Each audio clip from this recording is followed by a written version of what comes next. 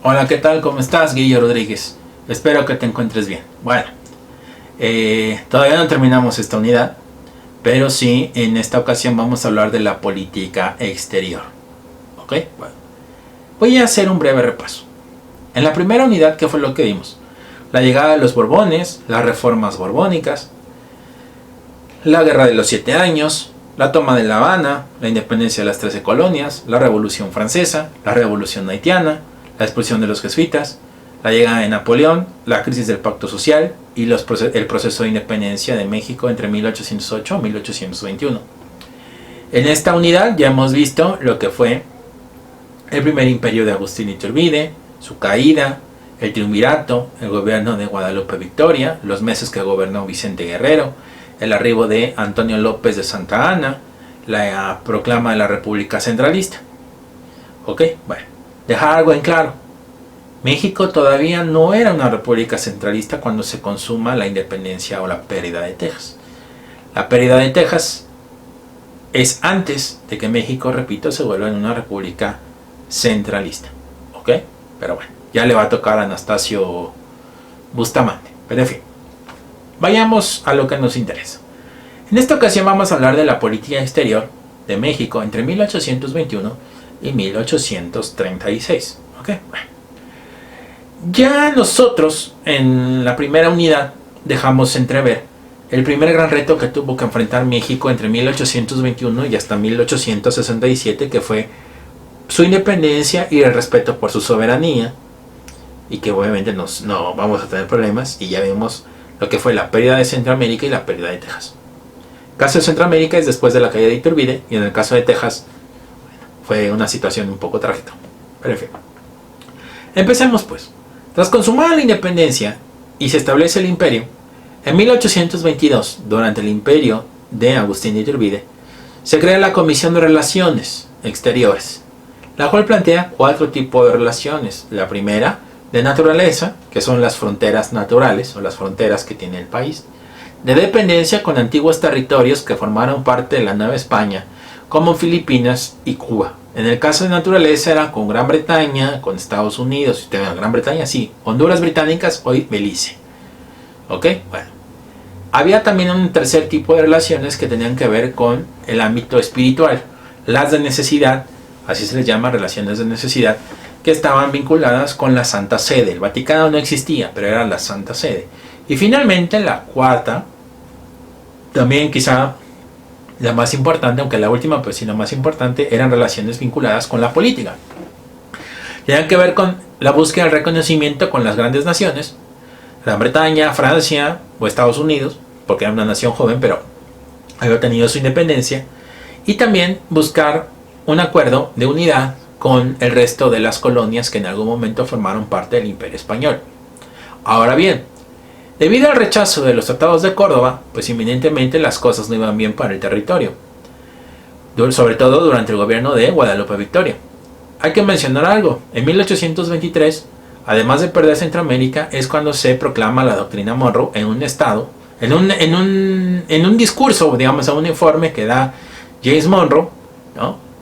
Se da la pérdida de Texas, la pérdida de Centroamérica, y en el Inter recordar que, repito, se dan los reconocimientos de facto, pero no de hecho, con Gran Bretaña y con los Estados Unidos. Ahora bien, en el caso de Gran Bretaña, el reconocimiento se va a dar ya formal a partir de 1825, cuando no hay un interés comercial y hay un interés por parte de Gran Bretaña por la plata y por los vínculos que pueda tener con la India. México, a cambio del reconocimiento, recibía préstamos que servían para cubrir algunos gastos que obviamente cuando México negociaba los préstamos con los británicos, el interés era demasiado alto. Después de los británicos, los franceses intentaron acercarse, bueno, México también intentó acercarse con México, pero en un principio los franceses se veían limitados por el llamado Pacto de Familia. Si España no reconoce la independencia de sus colonias, yo no puedo negociar con sus colonias o antiguas colonias. Digamos que el reconocimiento se limitaba a un reconocimiento a medias. Entre el 25 y el 30 buscaron la forma, México, a unirse con otros territorios que habían formado parte del Imperio Español para ver si en bloque podían obtener algún reconocimiento, ya sea Francia, la Santa Sede o España o de la propia Francia, pero no se va a dar.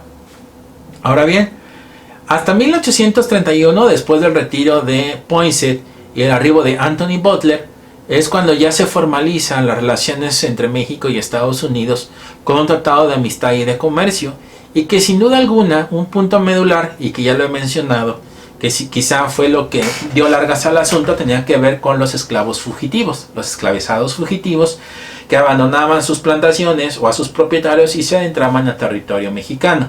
Y obviamente, como lo mencioné, desde 1829 la esclavitud había estado abolida. Bueno, cuando se da la pérdida de Texas en 1836 y finalmente México se vuelve una república centralista a finales, es curioso porque a finales de 1836, cuando México es una república centralista, viene finalmente el reconocimiento de España y de la Santa Sede. Obviamente la recomendación que le daban los británicos a los mexicanos de reconocer Texas como una nación independiente, o de lo contrario comenzarían los problemas. Así las cosas. Pero bueno, en el caso de España, después de la expulsión o del primer intento de reconquista y después de la expulsión de españoles en 1829, finalmente en 1836, al poco de fallecer Fernando VII, se da el reconocimiento de España a sus antiguas colonias en América. Acto seguido, la Santa Sede, que si bien desde Guadalupe Victoria y Vicente Guerrero hubieron intentonas por resolver algunas cuestiones religiosas, finalmente en 1836 la Santa Sede acepta. Y junto con la Santa Sede y con otros territorios que otros países que reconocen a nuestro país,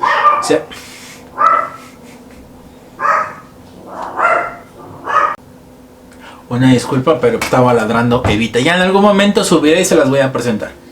Bueno, entonces en la medida en que se fue dando el reconocimiento de Gran Bretaña, de Francia, aunque es a medias, de España, la Santa Sede y otras naciones, también se sumarán a otros países europeos, quizá Prusia y otros miembros de la Liga Hanseática. Lo que puedo decirles es que entre 1821 y hasta 1836, al menos nuestro país pasó por tres diversas formas de gobierno. Primero monarquía, después república federal y finalmente siendo república centralista, en donde inminentemente apremiaba el obtener el reconocimiento diplomático, pero dado que España se había negado y que en ese mismo tenor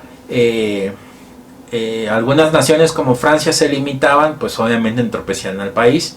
De igual forma, en estos 15 años, la intentona de México por unirse con el resto de América Latina para buscar el reconocimiento en bloque no se va a dar. Lo que evidentemente va a afectar a este país es que las reclamaciones y las relaciones serán